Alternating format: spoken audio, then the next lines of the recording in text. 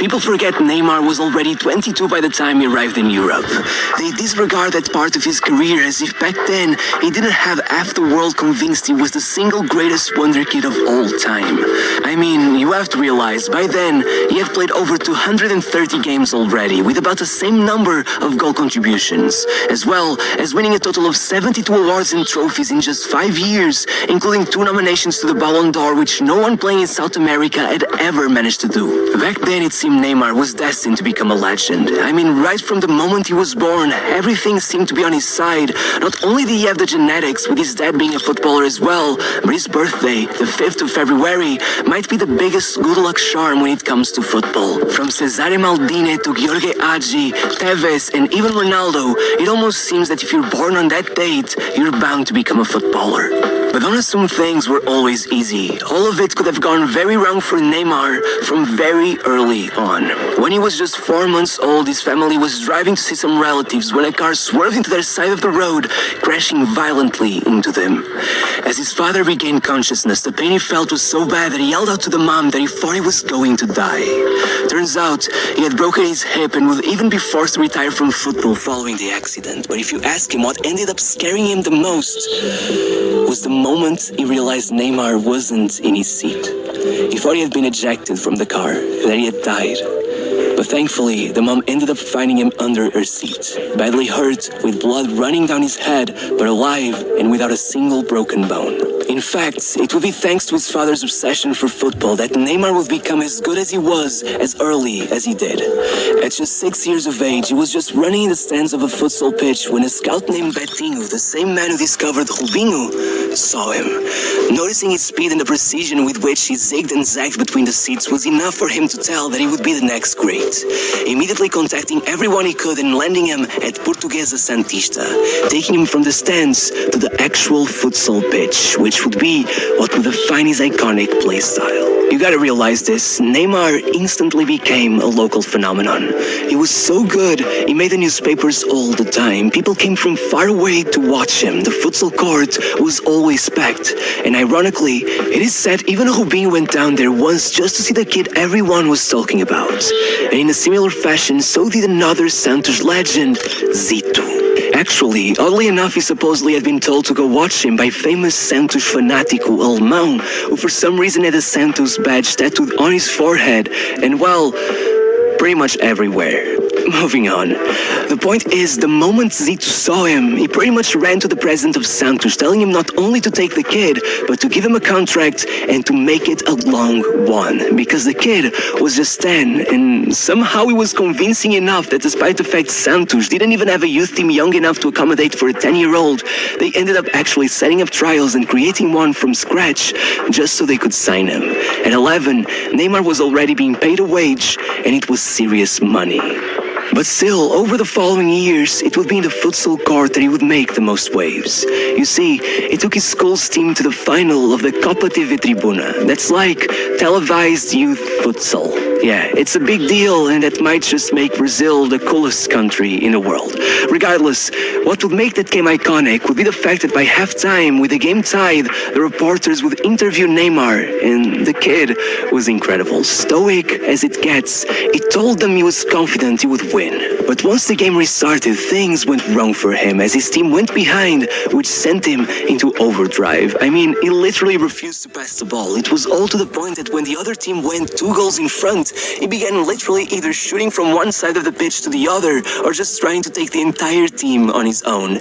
Eventually, even succeeding and scoring a goal, though they would end up losing 5-2. Which might have you saying, hey, what kind of ending is that? Well, that wasn't the ending, because the next year Neymar came back better than ever and finally took the trophy.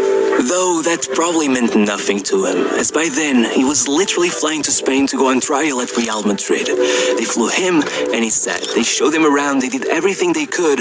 I mean, honestly, it seemed they would buy him the moon if it was possible. And he did even end up being registered as a Real Madrid player, but Neymar seemed homesick from the moment he got there. So his dad talked to Santos, convinced him to pay a signing bonus of 1 million reais, Spanish and just brought the kid back to Brazil.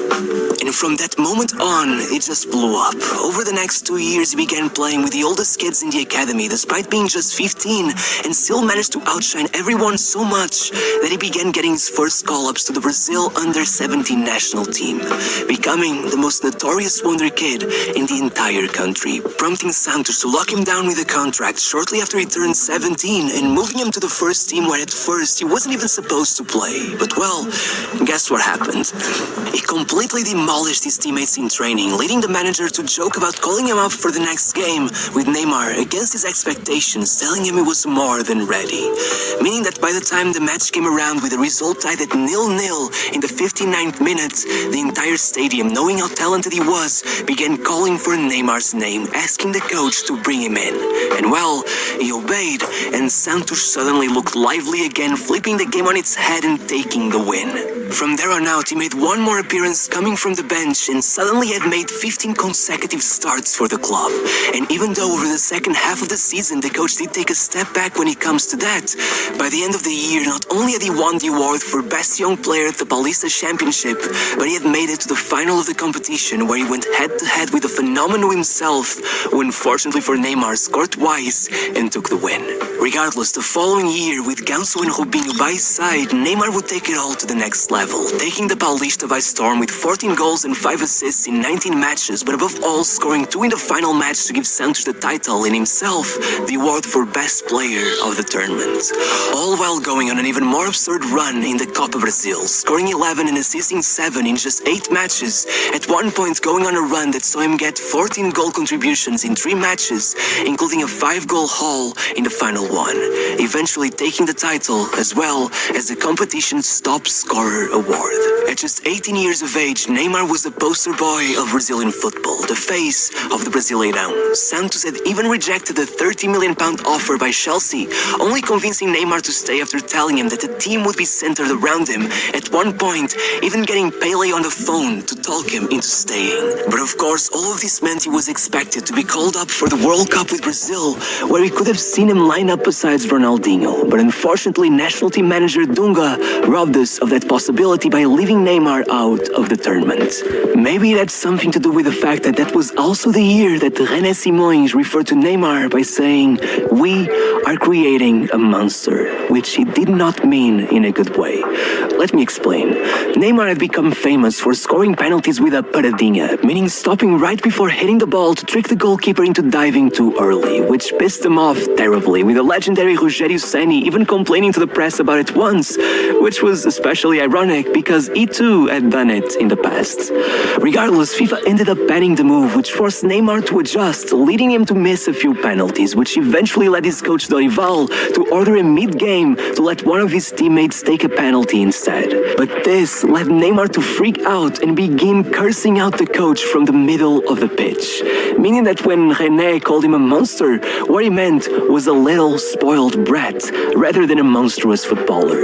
Though, to be fair, he did apologize later, and maybe the 43 goals and 10 assists over 63 matches also made up for it a bit, while his golden boot for highest Brazilian goal scorer of the year and the award for best forward in the league, despite Santos' 8th place finish, earned him his first call-up to the Brazilian national team. Though, to be fair, the following year, it would still be with the under-20s that he would make history, starting the Sudamericano with 4 goals in a game and going all the way, taking the title and the top scorer award, having scored more than twice as many goals as anyone else. After all, he was already too good to be playing in these youth tournaments. That year, Neymar was not aiming for titles such as those, he was aiming for the big prize, the Copa Libertadores, starting it all off by scoring the goal against Colo-Colo that would earn them qualification to the knockout stage, where he'd put up one of the most decisive performances of all time, first assisting the only goal versus Club America to put him in the quarters, where he would assist 1 goal and score the other as Santos beat Once Caldas 2-1.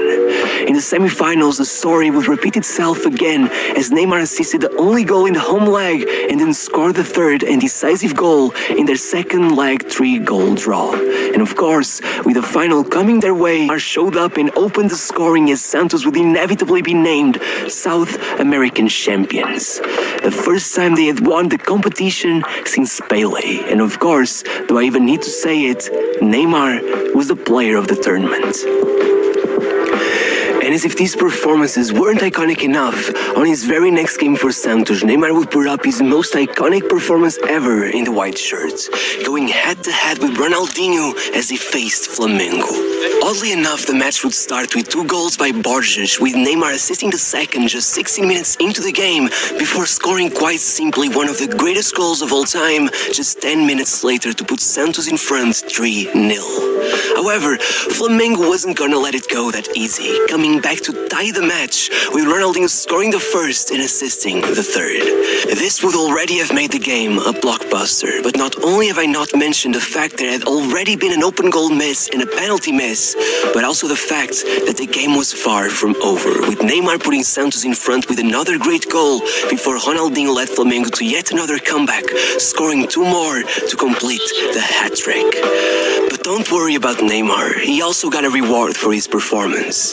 The Puskás Award for his first goal, becoming the youngest ever player to win the title, eventually being outdone by Daniel Zorri, who scored his goal on his debut match, which is a record I'll never get over. But anyway, just to add to the absurdity of that season, just a few months later another insane storyline was produced. So, as his teammate Diogo tells the story, it was the day before their match against Atlético Paranaense, and Neymar insisted in playing foot volley all afternoon. The other players worried that he would be too tired for the match, but he didn't listen. The next day, on the way to the match, he was so worn out he literally fell asleep on the bus. The players were pissed. They thought he wouldn't be able to perform, but once they got to the stadium, Neymar got up, put on his kit, and scored 4. As the commentator said that day, the only thing left for Neymar is to make it rain. It was simply a godly performance. However, the next month in the Club World Cup, no matter how well he played, there was nothing he could have done to take the trophy, as Santos made it to the final only to be destroyed 4-0 by Barcelona.